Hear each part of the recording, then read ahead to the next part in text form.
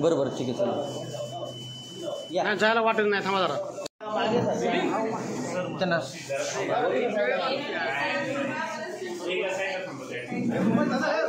हो madam madam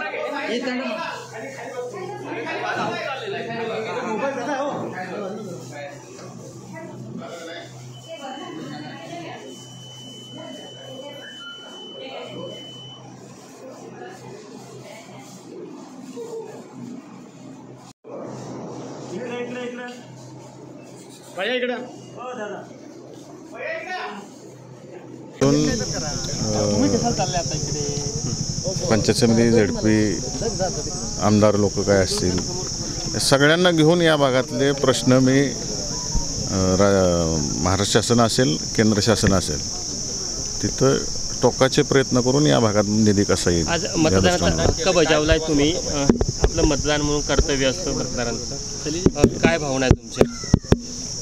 मतदान हे बजावलंच पाहिजे सगळ्यांनी, त्याच्यापासून लांब नाही गेलं पाहिजे. विशेषतः आपल्या घटनेनं अधिकार दिलेला आहे की कुठलाच उमेदवार प्रसिद्ध तुम्ही हे करू शकत नाही, इच्छुक नाही द्यायला मत, तर तुम्ही नोटाला पण देऊ शकता.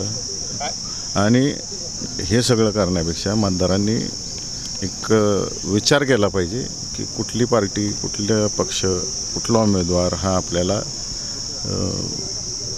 विकास कामं करू शकतो, त्यांच्या भावना समजून घेऊ शकतो आणि देशाला पुढे नेण्याच्या दृष्टिकोनातून कुठला पक्ष जास्तीत जास्त काम करू शकतो आणि भावना समजू शकतो, त्यांना मतदान केलं पाहिजे. कोणते मुद्दे वाटतात?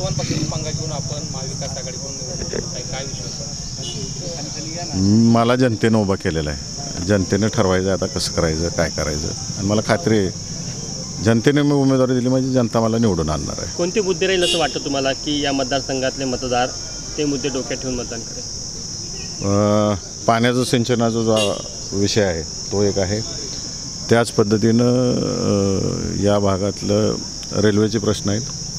फलटण पंढरपूर रेल्वे आहे, कुर्डवाडीचं वर्कशॉप जे आहे त्या वर्कशॉपला कंटिन्यू काम मिळणं आणि त्याचं विस्तारीकरण करणं, तिथलं रेल्वे पोलीस दलाचं जे सेंटर होतं ते हल्लेलं आहे ते तिथं करणं, आणि प्रत्येक तालुक्यातला जो सिंचनाचा प्रश्न आहे अर्धवट असलेला आणि पूर्ण करण्याच्या दृष्टिकोनातून, आणि काही गावं राहिलेली आहेत ती समाविष्ट करण्याच्या दृष्टिकोनातून कृष्णा भीमा स्थिरीकरणाच्या बाबतीतलं काम आहे या भागातलं.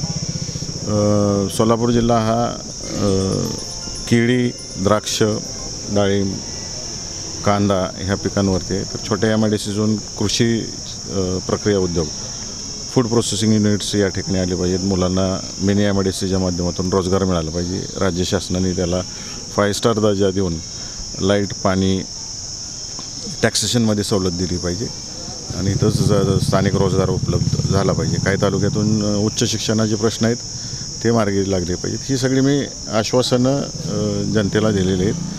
जनतेने उत्स्फूर्त प्रतिसाद त्याला दिलेला आहे. मतदानाच्या रूपातून पण तो मला दिसून येईल.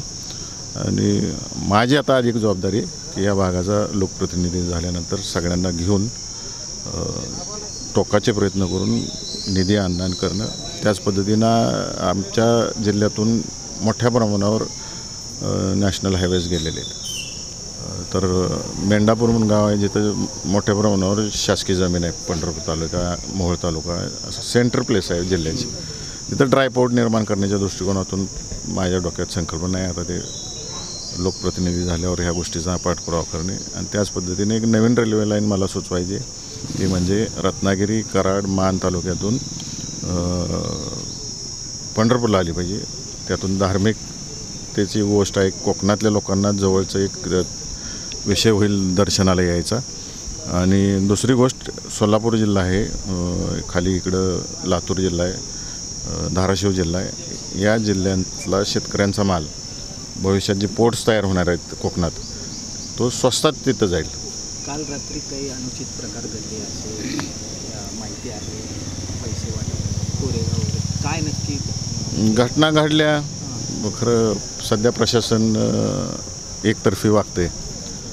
आम्ही त्या बाबतीत निवडणूक आयोगाला तक्रारी दिलेल्या आहेत, पोलीस प्रशासनाला दिलेल्या आहेत, परंतु त्या प्रमाणात कारवाई होत नाही आहे. सगळं देऊनसुद्धा चुकीचं चाललेलं आहे. म्हणजे प्रशासनाने न्यूट्रल राहून काम करायला पाहिजे. जे चुकलेत त्यांच्यावर कारवाई केली पाहिजे. उलट आमच्याच लोकांवर कारवाई. आणि खरं तर तुमच्यावर आरोप होत होते हुकुमशाहीचे. काय दिसतंय म्हणजे आता तुम्हीच बघताय, तुम्हीच सगळ्या गोष्टी सांगताय. कोणाची हुकुमशाही चालली हे तुम्हालाच दिसतंय. जनता बोलवली ह्या गोष्टीवर आणि मताच्या रूपातून दाखवलं. Okay, thank you.